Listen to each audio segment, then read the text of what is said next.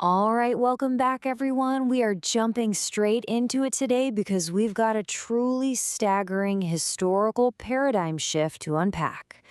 In this explainer, we're cracking open Volume 12, Chapter 182 of the Chronicles of the Seven Singular Masters.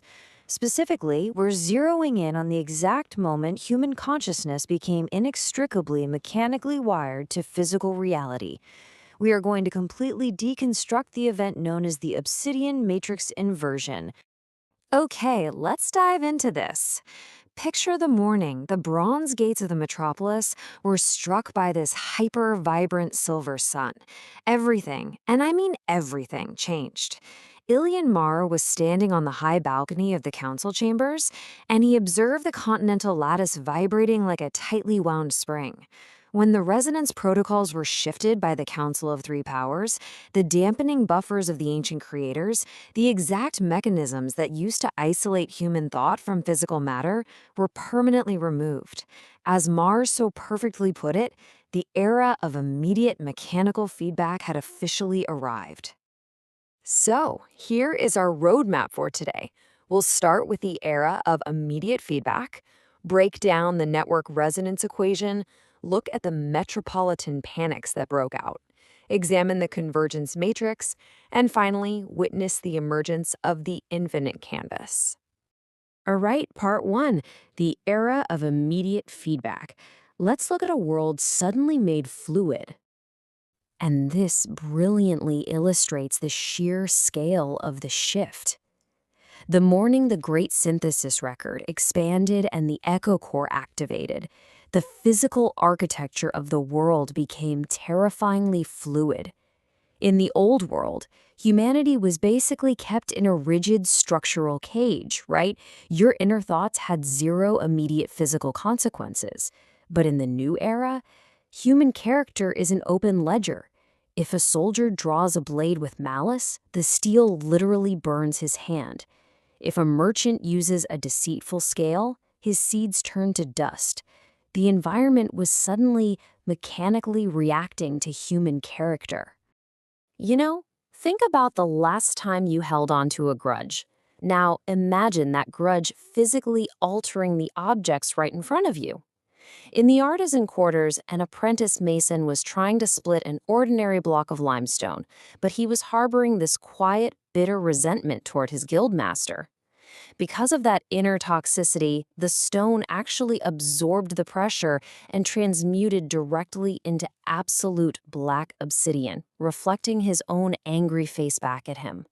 It was only when he broke down, wept, and genuinely confessed his frustration to his master that the obsidian instantly dissolved into soft lime sand. The environment had become a literal, undeniable mirror of the soul. Moving on to Section 2, the network resonance equation and the brutal mathematics behind it. To understand how this localized phenomenon threatened the whole world, we have to travel to the subterranean archives beneath the obsidian pillars. Down in the vault, the ancient warrior Vassago and the high scribes were staring at this massive floating light construct. They quickly realized they weren't just dealing with isolated wells of temptation anymore. Actually, think of it like a giant suspension bridge. A single emotional collapse in the northern frostosphere of Leith could instantly distort agricultural production way down in the southern basin of Ormore. They had a unified continental nervous system to manage. So what does this actually mean for the people living there? Well, they developed the total network resonance variable, or psi_net. This was the first core mathematical metric of the epoch, and it mapped how individual intentional variants interacted with localized structural conductance, represented as the variable AK. The traditional safety buffers were totally gone. Because of this equation, every single citizen now carried an equal mathematical share of responsibility for keeping the actual continental landmass physically intact. True democracy didn't arrive as a political debate, it arrived as an unyielding law of nature. Which brings us to Section 3, the metropolitan panics and the sheer chaos of the intention field. Naturally, this instantaneous physical accountability caused absolute localized chaos across the network hubs. Take the Delta capital of Avarice, for example. A totally false rumor of a spice blight spread, triggering a massive scarcity panic. Hundreds of merchants reverted to aggressive hoarding. And the mechanical feedback? Devastating. Copper coins literally melted into unmovable slag blocks inside their vaults. Paper asset certificates crumbled to ash. The heavy oak doors of the granaries locked up, freezing as hard as diamond. Master Lucan had to step in and guide a wealthy guildmaster named Midason to completely dissolve his private ledgers. The granary doors only softened when their intent genuinely shifted to trusting the collective flow, with zero expectation of return. Circulation velocity was restored, proving wealth was now proportional to trust. Now, what's really interesting about this next concept is how it handled physical violence. In the canyon frontier of the Iron Marches, a minor border dispute flared up old hatreds between Skell and Valen. High Castellan Jarrett mobilized his heavy infantry, and immediately the air turned this suffocating, bruised violet color. The soldiers' iron armor began to warp and contract, literally crushing their ribs from the outside in. This is the kinetic paranoia rebound formula, gamma_rebound, in action. Destructive kinetic force encounters an exponential spatial parity resistance, meaning it rebounds fully upon its source, until emotional neutrality is reached. So how did they stop it? Commander Kaelen rode out in a simple, unarmored, white tunic, performing a profound vulnerability ritual to prove that iron drinks hatred. An angry captain from Skell fired a trebuchet boulder at him. But because the land simply would not permit retribution anymore, the intention field caught that massive boulder in midair and returned it to sender with geometric precision, totally splintering the war engine. Castellan Jarrett learned a very harsh lesson that day. To try and destroy your enemy was to mechanically execute yourself. The second they surrendered their desire for slaughter, the violent violet air just cleared up. We've all felt a bit of jealousy, right? Well, in the coastal terraces of Lyonesse, a young sculptor named Corin allowed zero-sum comparative envy to poison his mind during a grand exhibition. While looking at his peer Oric's perfectly sculpted marble sphere, Corin's envy literally birthed a physical monster of reflective shards called the Speculum Invidiae. It wandered around, bleaching the beauty out of every artwork it passed. Corin couldn't fight it with weapons. He had to apply the calculus of intrinsic alignment. He had to look at his rival's work and genuinely celebrate it as a completion of the city, applying absolute zero-sum rejection. The moment he truly meant it, the monster just shattered into harmless, iridescent dust. But I'd argue the silent terror up in the northern frost sphere of Leith was perhaps the most dangerous anomaly of all. A philosopher named Master Allen started teaching this seductive covenant of the void. He argued that since the Matrix perfectly balances everything anyway, personal striving is totally irrelevant.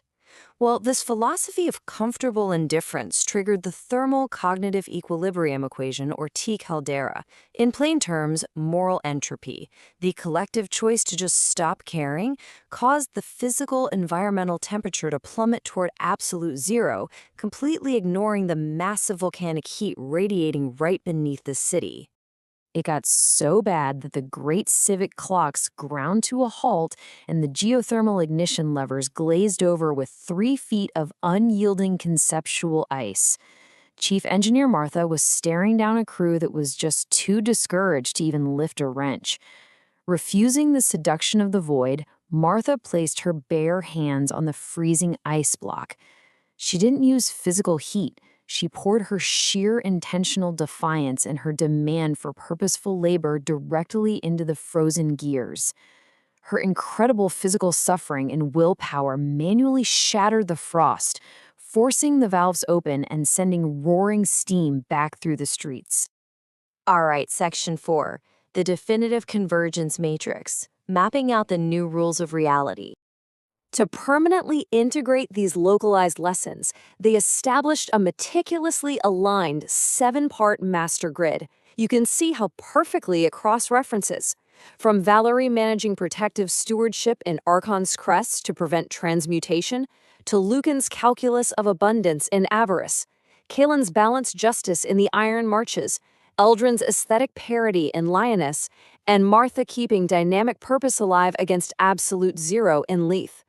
Every node, every master, and every sovereign virtue acted as a crucial reference point, illustrating the deeply interconnected, democratic nature of human capability. And what is truly breathtaking here is that this master grid wasn't carved into stone with hammers. It was projected natively through the light of the central echo core itself. The lines constantly shifted and glowed based on the collective moral status of the continent. It stood as a living, breathing monument, proving that human capability now required absolute mechanical accountability. So you really have to ask yourself, if the old, rigid structural cage designed by those ancient creators to control humanity's flaws is just gone, what exactly is holding this new world together? Let's head back to the volcanic wastes to find out. Section 5. The infinite canvas emerges. The ultimate transformation. Deep within the Obsidian Vault, an environment that had literally been frozen gray dust for eons, everything was suddenly blooming with resilient green moss. The air smelled of fresh ozone. High Chronicler Belial, the ancient watcher of the archive, smiled for the first time in 10,000 years. His quill was poised above a dark stone page where the ink pulsed with this golden radiance. He looked up at the council and said, "The original architects thought your flaws were a permanent defect that required a rigid structural cage, but you have taught the common soul to become its own scribe. You have turned the cage into a canvas." Belial then drew a single horizontal line across the stone registry, not to close it, but to build a new baseline. Right before their eyes, the calcified stone sheets softened into a luminous, multidimensional light construct, projecting infinite empty pages. Valerie reached out, touched a floating page, and instantly, a tiny script formed in her handwriting. It recorded a quiet, microscopic act of compassion she'd shown to an orphan child that morning. And that tiny, genuine act pulsed a steady crimson glow across the entire continental lattice, actively writing into the global stabilization matrix. The ink remains permanently, gloriously wet. Which brings us to the final archival seal of Chapter 182. This is the definitive historical proof that the great synthesis record expanded and humanity broke its final structural boundary. The 7 shadows were completely inverted into their sovereign virtues. The ledger was no longer guarded by a select few in a vault. It was handed over to every living citizen, making them an active scribe of their own reality. As we wrap up this explainer, we are left with a pretty staggering thought experiment. The Obsidian Matrix Inversion proves that every micro-victory of self-restraint, every unseen act of compassion, literally mechanically builds the world around you. So in a reality where your hidden intentions instantly forge your physical environment, what will you write on the infinite canvas today? Keep learning, stay focused, and I'll catch you in the next deep dive.